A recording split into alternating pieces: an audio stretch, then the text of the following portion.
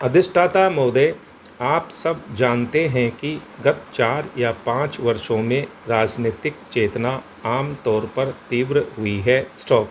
भारत में इसे स्पष्ट देखा जा सकता है। स्टॉप। लेकिन इस जन चेतना को मेरी समझ से विश्व के प्रत्येक देश में अभिव्यक्त होते हुए पाया जा सकता है। स्टॉप।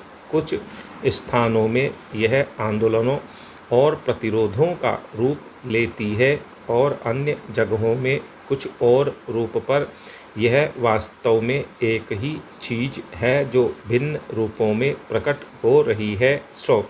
शिक्षा और विकास के द्वारा लोग उन सब में और अधिक भाग लेना चाह रहे हैं जो घटित हो रहा है। स्टॉप। भारत में लोग अपनी समस्याओं के कारण और पिछड़ी आर्थिक स्थिति की वजह से वर्तमान स्थिति से संतुष्ट नहीं है। स्टॉप। वे चाहते हैं कि विकास की गति तेज हो। स्टॉप। वे चाहते हैं कि राष्ट्रीय आय का लाभ अधिक न्यायोचित रूप से सभी को मिले। स्टॉप। वे और अधिक सामाजिक न्याय तथा समानता चाहते हैं। स्टॉप।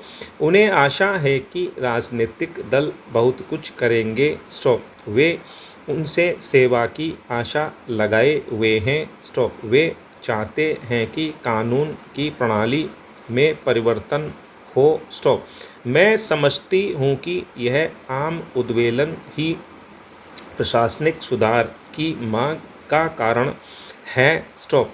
इन उद्देश्यों की पूर्ति के लिए प्रशासन को परिवर्तन और विकास की आवश्यकताओं के प्रति सजग होना चाहिए और इन्हें संभव बनाने के लिए उसमें तकनीकी दक्षता, आवश्यक ज्ञान तथा वांछनीय मनोवृत्ति होनी चाहिए। स्टॉपेरा।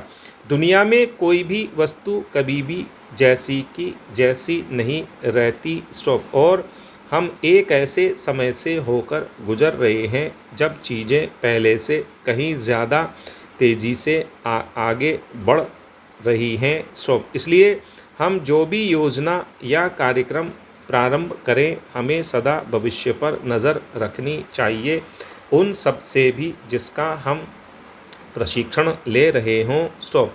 हमें आज की विशिष्ट परिस्थिति के बारे में नहीं सोचना चाहिए बल्कि उसके साथ ही भविष्य की ओर भी देखना चाहिए, जिससे हम सोच सकें कि जैसे जैसे हम एक एक कदम आगे बढ़े, वर्ष दर वर्ष किस प्रकार स्थिति में सुधार लाते चलें। स्टॉप। मैं देखती हूँ कि आज इसी की कमी है। स्टॉप। इसे शिक्षा प्रणाली में न केवल हमारे देश में बल्कि अन्य देशों में भी देखा जा सकता है। स्टॉप। सर्वत्र लोगों को सामाजिक यथास्थिति के लिए तैयार किया जा रहा है। जो परिस्थितियाँ हैं उनके लिए शिक्षण दिया जा रहा है। स्टॉप। पैरा। अधिष्ठाता महोदय, यहाँ भारत में और शायद और जगहों में भी सरकार की गतिविधियों का योजनाबद्ध ढंग से विकास हुआ है और उनमें जटिलता आई है। स्टॉप। सरकारी कर्मचारियों की भी संख्या बढ़ी है और जो लोग तथाकथित पार्किंसन नियम की दुहाई देते हैं, उनमें बहुतेरे लोगों का उद्देश्य धैर्य कुशलता लाना नहीं है बल्कि सरकार द्वारा नई जिम्मेवारियों को लेने से आनाकानी करना है। स्टॉप। जैसे जैसे जनता का आग्रह और उसकी आवश्यकताएं बढ़ती गई हैं, सरकारी काम काज भी बढ़े हैं। स्टॉप। हमारे देश ने सरकार और सरकारी स्टाफ के संबंध में नकारात्मक रवैये को स्वीकार न करके उचित ही किया है। स्टॉप। अगर सरकार को जनता के लिए और ज़्यादा काम करने हैं तो उसके कर्मचारियों को सरकारी नीतियों और कार्यक्रमों को माध्यम के रूप में लागू करने हेतु पहले से अधिक सजीव और रचनात्मक योगदान देना होगा। स्टॉप। अपनी नई जिम्मेवारियों को निभाने के लिए सरकारी स्टाफ को स्वतः बदलना होगा। कुछ परिवर्तन आया भी है, लेकिन आगे के वर्षों में बहुत कुछ बदलने की आवश्यकता है। स्टॉपेरा। प्रशासनिक तंत्र का कार्य यथास्थिति और व्यवस्था बनाए रखने की अपेक्षा अब विकास की गति को बनाए रखना अधिक हो गया है। योजना कार्यों को लागू करने में कुशल और तकनीकी दृष्टि से दक्ष व्यक्तियों का अब और अधिक महत्व है।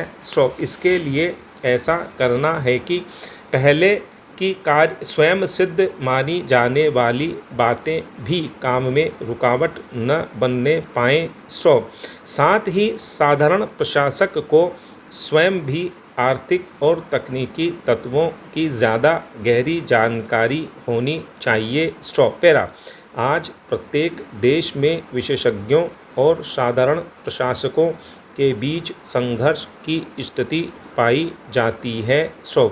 हमारा उद्देश्य यह होना चाहिए कि देश को इन दोनों से सर्वोत्तम लाभ मिल सके। कभी कभी मुझे पता चलता है कि हमारे विशेषज्ञ पर्याप्त विशेषज्ञता से युक्त नहीं होते और वे आपसी लड़ाई झगड़ों तथा अपने को औरों से श्रेष्ठ समझने की मानवोचित दुर्बलता से भी ऊपर नहीं होते। इसके बावजूद चाहे विशेषज्ञ हों या प्रशासक, दोनों ही एक समान सामाजिक परिवेश की उपज हैं और दोनों को ही भविष्य के कृतित्व के लिए अपने आप को तैयार करना चाहिए, क्योंकि आज विश्व में उन्नति का मूल मंत्र यही है कि विभिन्न क्षेत्रों में पारंगत लोग मिलजुल कर काम करें। हमें इस परिप्रेक्ष्य को ध्यान में रखकर ही विभिन्न प्रकार के सरकारी स्टाफ की भर्ती व प्रशिक्षण की नीतियों पर पुनर्विचार करना चाहिए। धन्यवाद।